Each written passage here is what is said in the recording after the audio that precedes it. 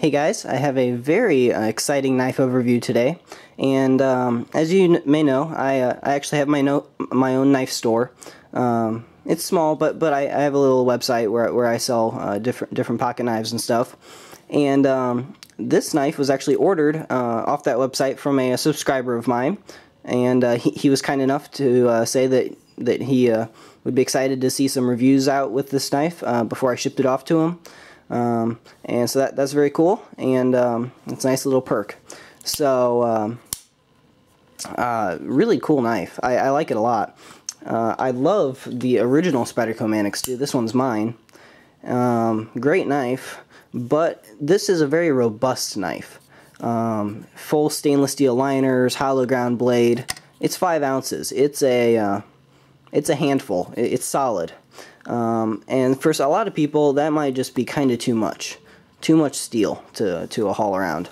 And so this is a very cool option. They full flat ground the blade, and these are solid FRN handles, which for most uses I think is going to be adequately strong. And so they went from 5 ounces to 2.85 ounces. So they dropped almost in half as far as weight goes. So very cool. Primarily, I see this as either a everyday carry knife or a collectible knife. Maybe if you have the original Manix 2, it'd be cool to get this one. You know, kind of continue with the collection there. Especially if you had the original Manix, then the Manix 2, and then this one. That'd be even cooler. So it could be a collectible. Makes a great everyday carry knife. It's kind of a mid-size blade. You got about a 3-inch cutting edge, but a little more because of that, a little more actual blade length because of that finger troil. So kind of a good medium size everyday carry knife. If you only want to carry one knife, you know, it's good for all different sizes of tasks and things. Great ergonomics, you know, the same ergonomics of this carryover. Feels absolutely awesome in the hand. I love it. It could be a good camping or hiking knife if you just want a good lightweight folder. Yeah, I mean, it could be a tactical knife too, I guess, if you wanted it to, although it wouldn't really be my first choice. I think if I had to bet my life on a folder or take a folder in a really difficult situation, I'd probably be willing to take, you know, just the extra, you know, 3/10 of an ounce that it is to get the steel liners and a longer blade and just go with the Endura. So if you just want a tactical knife or a defensive knife, I say just go with the Endura if you're wanting a Spyderco. But this is a good option as well, I guess. You know, it could fill the role. So your blade on here, as you can tell, is full flat ground. That's great. Standard leaf shape. It's going to slice really well, and you'll notice that it has a bit more polish to the blade on there than the original one. They're both kind of a stonewash kind of finish, but I actually like this finish better. It's going to be more corrosion resistant, and that's excellent. The higher polish you have, the better corrosion resistance you have. So your steel on here is going to the CTS BD1, which is different from the original 154 CM. And, you know, I like 154 CM steel a lot. It's an upgraded 440C. Great steel. This one, I don't actually have any experience using it. What I could find out was that it's made by Carpenter Steel. That's what the CTS stands for.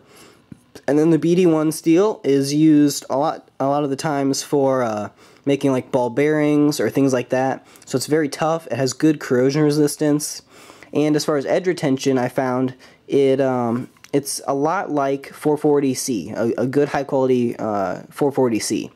So that's great. It's going to be relatively easy to sharpen. It's going to hold the edge well, and it's going to have very good corrosion resistance. Ugh. So, and I think that it's good that they went with a steel that can withstand some moisture, because your handles here are solid FRN. So you don't have any real steel to worry about in there. You do have your lock. So, you know, if you're going to take it diving in salt water or something, I'd just go with like one of the, you know, Spyderco salt knives that are really made for that. But, you know, if you live in a humid climate, you're going to take it out hiking and it might rain on it and stuff, this knife should handle it great. Your lock on here is really unique. It's that cage ball lock that I've really grown to love, and very similar on both of them. As you can see, you still have those sloped actuation bar and everything. One thing I did notice, the spring in here is just a tad bit weaker than the spring in here, so it's a little bit easier to close this knife. This one, especially right new out of the box, could be a little bit stiff. Some people had a little bit of trouble really getting that down, and I think they've improved it in this one. I don't think it's too weak. I think it's perfect, just right. This is how the spring should be. So they've improved the spring on here. You'll notice in the back there they do have a steel insert, so you're locking up with steel. That's good, and there's absolutely no blade play up and down or side to side on this at all. Bank vault lockup. Now, it's not mini torque spit construction, and some people might see that as a little bit of a deal breaker. I don't really. It's pin construction, not ideal, really. I mean, I prefer to be able to take my knife apart, but I think they had a concern with this that maybe if people were really crunching down on that screw, that they might end up hurting the polymer. And you know, the tolerances on it are all perfect, so it's not really too big of an issue to me. You can always blow out that inside with compressed air. I don't think you'll really have any issues with it. Now, there is your lanyard hole. It's huge. I love it. You can easily, I mean, you could fit 2 or 3, widths of paracord through that. That's huge. Your opening mechanism on there, obviously, is that 14mm spider hole. I know from experience with this one that even with gloves or things on, easy to get that knife open. I love it. And I've actually gotten kind of spoiled. I tried carrying some of my Benchmades with studs, trying to going back to those, and I like the hole better, honestly. It's just awesome. Doesn't snag on anything, easy to get to, perfect. Now, you do have this bidirectional texturing on here, which is pretty standard on a lot of Spydercos, the Endura, the Delica, and I love it. It's probably one of my favorite texturing for FRN. Gets good grip, and compared to this G10, honestly, I found G10 kind of wears down a little bit. The texture you get right out of the box is not what you end up with. So I've used this a lot, and you actually get a little more traction out of this FRN than you do this G10. This is not a super high traction G10 on the Spyderco Manix 1 or Manix 2. Ugh, so many models. So yeah, your jimping on here, which is on the spine, it's basically identical to this, which is excellent. And this stuff that they have molded into the FRN, it's not super high traction. Notice you don't have you have some right here, then you have some right there, basically mimicking what this has. So very nice. You have some on that finger trail down there too. Gives you a good grip. The ergonomics on a Spyderco Manix 2 are just really hard to beat. They just rock. Now, your clip on here is that standard wire clip, and I love this clip. This is probably my favorite clip out there, or at least near the top of the list. It's excellent. It retains well, despite what you may think. It looks thin, and I like that. It looks thin, but it retains very nicely. It's low profile. Looks basically just like a pen or something, Perfect. And it's tip-up carry, and you can go left or right-handed, and this knife will be totally ambidextrous because of your lock, spider hole, the clip. Lefties, you can join in the fun as well. You'll notice that this is a translucent FRN, and that is really cool. There is kind of a pattern in there. You'll notice there's some ridges and stuff, and I like that. It makes it look even cooler, and according to Spyderco, that actually adds strength. So, really cool. So there you go. backlight it for you. Maybe I'll turn down the...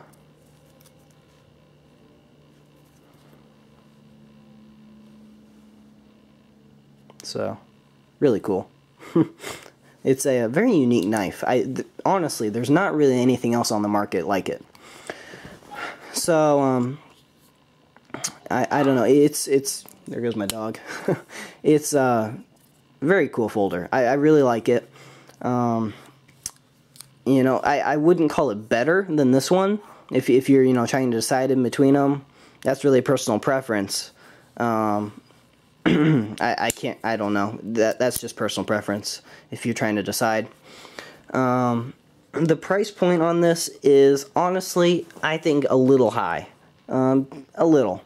I was hoping when I heard that there was an FRN version that it'd be more affordable than the G10. The G10, I think, is going around 80 bucks, and maybe a little less, depending where you find it. This one is going around 70 to 75-ish. So not all that much less. I think a lot of that's due to the steel. It's a more obscure steel, so it's going to cost more. And, you know, I don't know. I think they're charging a bit of a premium for this translucent FRN just because nobody else has that. It's, you know, unique. You know, I don't think... I think it's worth it. I wouldn't call it, you know, like, smoking value, you know, awesome deal. But definitely worth it, and you're getting what you pay for. It's a very quality folder, made in the USA, by the way.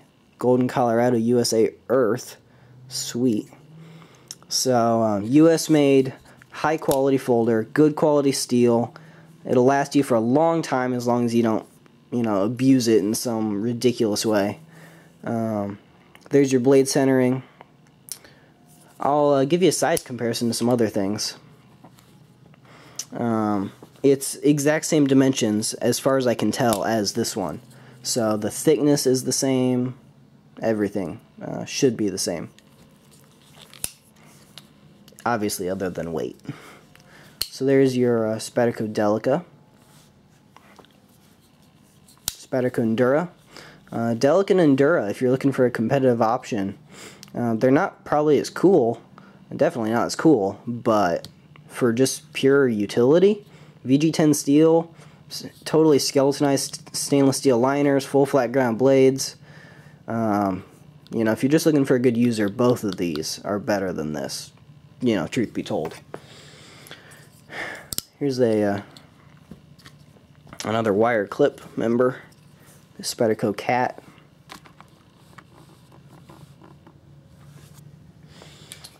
Here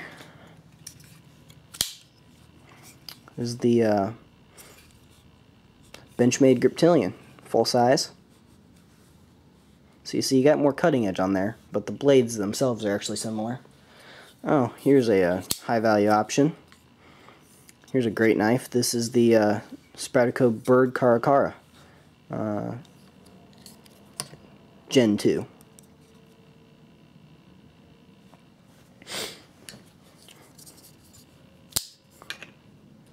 Kershaw Skyline.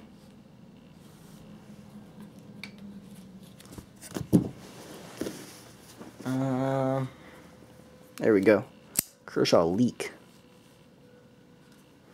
I'll show you the thickness difference. The Kershaw Leak's a very thin knife. So there you go. Honestly, it's an awesome folder. You can't really go wrong with it. It's sweet. And yeah, I love it. So if you have any questions, or feel free to leave that in the comments. I'd be happy to help any of you guys out. And you know, I highly recommend it. It's really kind of a home run. There's not really any drawbacks to it. You know, maybe price, maybe pin construction, but you know, if you're liking it, you got the money, I say pull the trigger on it. It's sweet. So see you guys. Everyone have a nice day, and thanks for watching.